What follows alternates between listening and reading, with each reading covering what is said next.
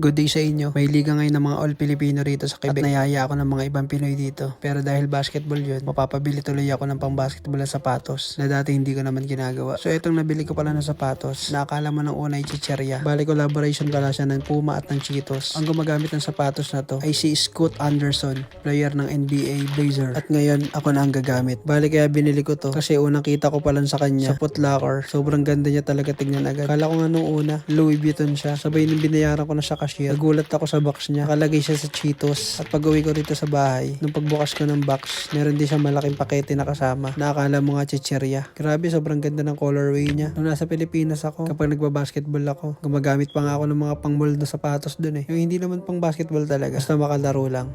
Actually, kaya bumili din talaga ako ng sapatos. No choice ako eh. Wala naman akong gagamitin sapatos pang basketball. Tulad nga ng sinabi ko, di naman talaga ako bumibili ng sapatos pang basketball. Kung ano lang talaga yung magamit ko. Meron kasi ako dito, Chuck Taylor. At yung isa, Vans shoes. Hindi naman pwede yung gamitin ko pang basketball dito. Eh di parang napakaangas ko nun, diba? Anyway, tara i-review natin yung sapatos. Kung lakas makapogi. I mean, kung maganda siya gamitin pang basketball.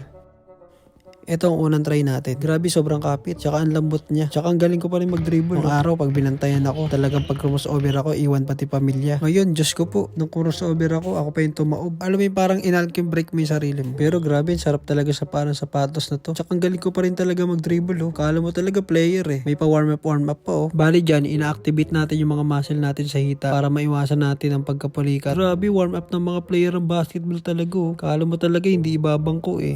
Baka dating varsity yan. Flex ko rin pala yung cotton na medyas ko dyan. Ayip, hindi na galing palengke yung medyas. Hindi na 150 tatlo. $35 tatlo na ang nabibili. Tignan nyo gagawin ko ha. Ang gaan ng sapatos na to. Halos maabot ko na yung ring dito. Partida, mabigat na katawan ko ngayon. Ay, grabe oh. Parang inedit to. Kaso hindi nga lang na shoot. Isa pa nga sa problema ko, yung hirap na ako makashoot. Pero syempre, joke lang yun.